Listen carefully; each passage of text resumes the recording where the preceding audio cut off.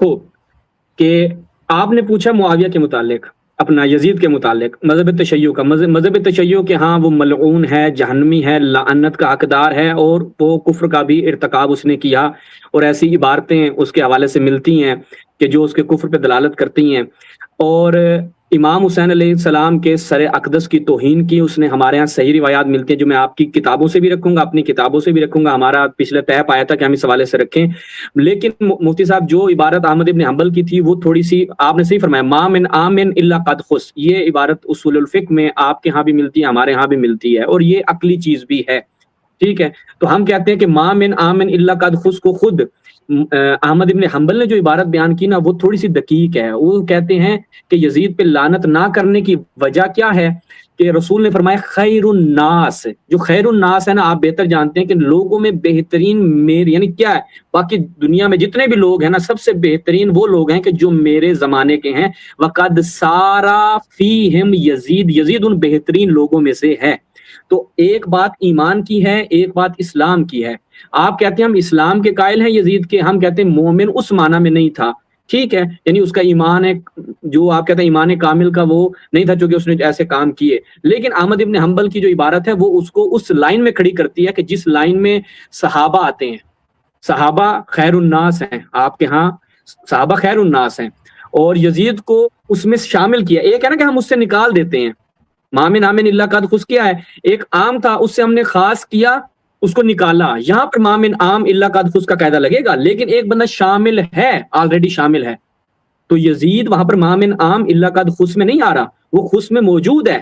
ٹھیک ہے، وہ اس عام میں موجود ہے، اس کو وہاں سے تخصیص نہیں کی گئی۔ تو لہٰذا احمد ابن حنبل کا جواب یہ تھا، ہم اسے ایک قدم آگے بڑھتے ہیں۔ اب یزید کے متعلق ہماری جو گزشتہ بحث رکی تھی کہ امام حسین علیہ السلام کا سر اقدس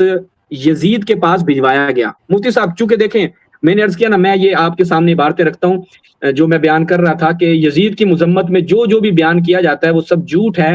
یہ آپ کے علماء کے میں دو اقوال رکھتا ہوں آپ کی خدمت میں، اللہم صلی علی محمد و علی محمد،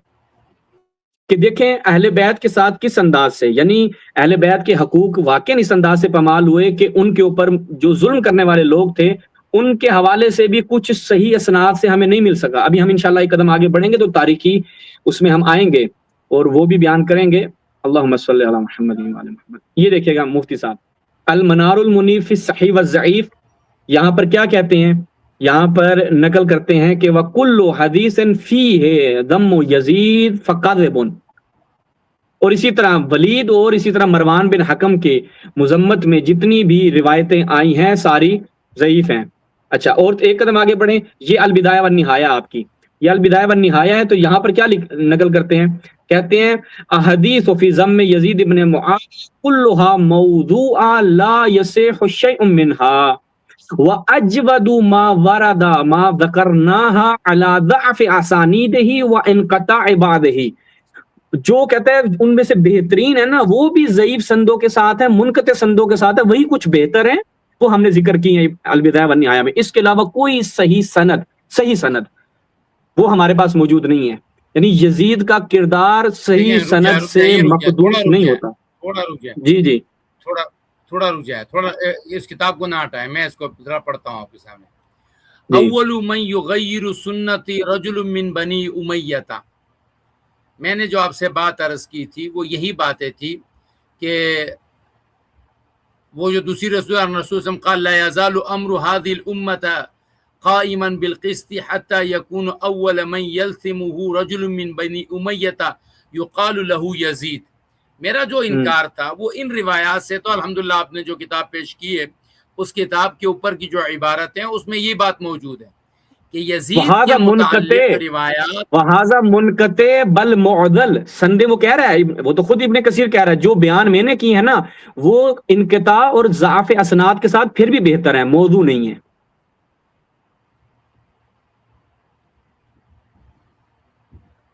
مفتی صاحب وہ کہہ رہا ہے، دیکھیں آگے بارتے پڑے، اس نے ہر روایت کو نقل کرنے کے بعد اسے اڑایا ہے۔ میں آپ سے عرض کر رہا ہوں کہ جو انکار ہمارے ہاں روایات وہ یزید کے ذم کا ہے، وہ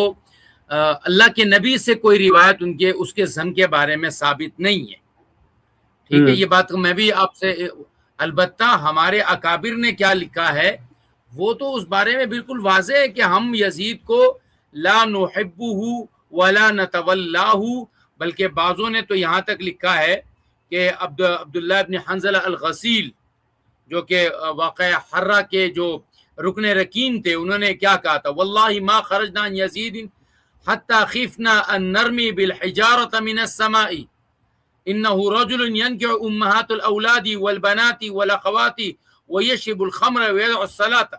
الفاظ تو یہ سارے کے سارے ہمارے پاس موجود ہیں.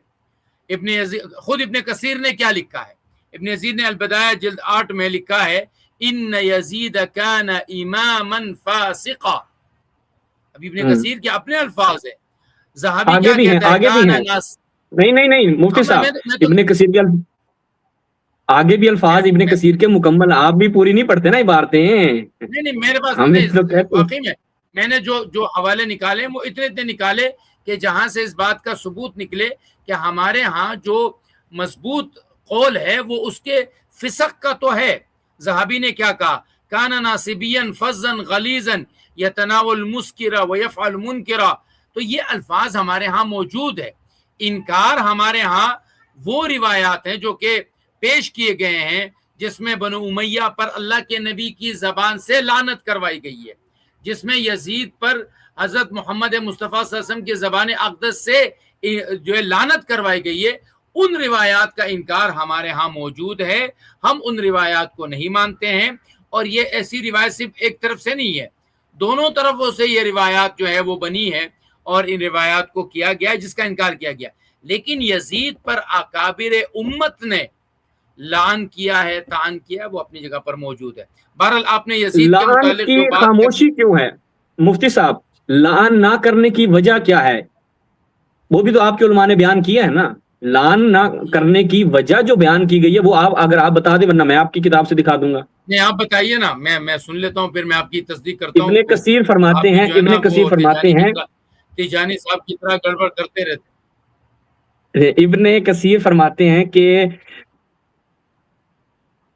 اس پر لعنت کو جائز کر، اور دوسروں نے اس سے روکا، اس بارے میں اسی کہا کہ لعنت اس کے باپ یا کسی صحابی کی لعنت کا ذریعہ نہ بن جائے، اس وجہ سے یزید پہ لعنت کو روکا ہے. اور جو کچھ اس سے صادر ہوا اسے انہوں نے برے تصرف پر محمول کیا ہے، یعنی یہ کہ اس نے تعویل کی ہے، غلطی کی ہے، یعنی یزید نے غلطی کر دی ہے، مسٹیک ہوگی، سوری سر. تو اس لعنت نہ کرنے کی وجہ صحابہ پہ لعنت نہ چلی جائے، معاویہ پہ لعنت نہ چلی جائے. اس بات میں تو ہمیں اہل تشیع علماء سے اور اہل تشیع جو ہمارے ذاکرین ہیں ان سے ہمیں شدید اس میں جو ہے وہ شکوہ ہے، اختلاف ہے، شکایت ہے، اعتراض ہے کہ یزید کے معاملات کی وجہ سے بنو امیہ کے جتنے بھی لوگ تھے ان سب پر لعنتیں کی گئی ہے، اور لوگوں نے ایک دروازہ کھولا جس سے اوپر چلے جا کر جو ہے وہ حضرت معاویہ بھی آ گئے، ان کے والد بھی آ گئے، ان کی والدہ بھی آ گئی. اور میرے خیال میں بنو امیہ میں سے اہل تشیع کے ہاں 2 ہی اشخاص ایسے ہیں جن پر وہ لعنت نہیں کرتے ہیں، ایک عمر ابن عبدالعزیز، ایک معاویہ ابن یزید. یہ 2 اشخاص شاید ایسے ہیں جو میرے علم کے مطابق اور بھی ہیں، جن پر اہل تشیع اور بھی ہیں، جی اور بھی ہیں. اچھا بہرحال میرے علم کے مطابق یہ 2 افراد زیادہ مشہور ہیں جن کے اوپر لعنت نہیں ہوتی، ورنہ تو تمام بنو امیہ پر لعنت کے دروازے کو یزید کے دروازے سے کھولا گیا ہے. تو اس لیے یہ منع جو کیا گیا کہ کہیں ایسا نہ ہو کہ ایک یزید پر لعنت شروع ہوتی ہے تو پھر اس کے باپ پر بھی جاتی ہے، دادا پر بھی جاتی ہے، دادی پر بھی جاتی ہے، پورے بنو امیہ کو جو ہے وہ قردہ اور خنازیر کے جو ہے وہ صف میں شامل کیا گیا. تو یہ ایک وجہ ہے، اور میں اس کا انکار نہیں کرتا کہ ہمارے ہاں علماء نے جو لعنت کو دیکھیں 2 وجوہات ہیں. ایک وجہ یہ ہے کہ لعن معین جو ہے وہ ہمارے ہاں بہت کم ہے، لعن معین جو ہے وہ ہمارے ہاں بہت کم ہے، اور اس کو منع کیا جاتا ہے کہ کسی معین شخص کی لعنت نہ کی جائے. اور دوسری وجہ یہ ہے کہ کسی ایک شخص پر لعنت جو ہے وہ سبب نہ بنے اس کے اوپر والے لوگوں کے اوپر. اسی لیے ہم جب صحابہ رضوان اللہ اجمعین کے مابین جو ایک ان کے مابین اختلافات ہوئے، اب دیکھیے آپ کسی بھی اہل سنت سے پوچھیں گے کہ آپ یہ بتائیے کہ حضرت علی رضی اللہ تعالیٰ عنہ کے ساتھ جتنے معاملات ہوئے 3 مختلف گروہ ان کے سامنے آئے، حضرت عائشہ کا گروہ، حضرت معاویہ کا گروہ اور خوارج کا گروہ، تو کیا ان تینوں گروہ جو مقابل علی آئے تھے علیہ الصلوۃ والسلام اور رضوان اللہ اجمعین، تو آپ کیا سمجھتے ہیں؟ اہل سنت کہیں گے تینوں گروہ ان کے مقابلے میں حق پر نہیں تھے، ٹھیک ہے، حق پر نہیں تھے، یہ بات ہر اہل سنت کہے گا۔ اب آپ اس کے آگے پھر کہیں گے کہ آپ کو چاہیے ان پر لعنت کریں، آپ کو چاہیے ان کو برا بھلا کہیں، تو اہل سنت اس چیز سے پہ رک جاتے ہیں کہ دیکھیں لعن سے اور پھر لعن معین سے وہ منع کرتے ہیں، لیکن میں یہ ضرور سمجھتا ہوں کہ یزید کی ذات کو ہم کبھی بھی مبرہ نہیں سمجھتے ہیں، یزید کو اس کی صفائی نہیں ہے، صفائی ان کی اس کی وجہ سے اوپر والوں کی ہے۔ صحیح، دیکھیں میں جواب دیتا ہوں مفتی صاحب کی باتوں کا سپیڈ سے، اور پھر موضوع کی طرف بھی واپس آتے ہیں۔ یزید کی وجہ سے ہم معاویہ کو برا بھلا کہتے ہیں، یہ بات تو 100% غلط ہے۔ حضرت معاویہ خود کفیل ہیں اس چیز میں، ٹھیک ہے، تو ہم یزید کی وجہ سے نہیں کرتے، ٹھیک ہے، یہ اس کا مختصر جواب ہو گیا ہم شیعوں کے نزدیک نا، مختصر جواب ہو گیا، میں اس کو کھولنا نہیں چاہتا۔ تو اس معاملے میں حضرت معاویہ، حضرت ابو سفیان، ہند اور یہ جتنے بھی باقی افراد ہیں وہ خود کفیل ہیں، وہ یزید کو سہارا لینے کی ہمیں ضرورت نہیں ہے، الحمدللہ وہ خود ٹیلنٹڈ افراد تھے۔ اب آ جائیں یزید کی جانب۔ جی السلام علیکم۔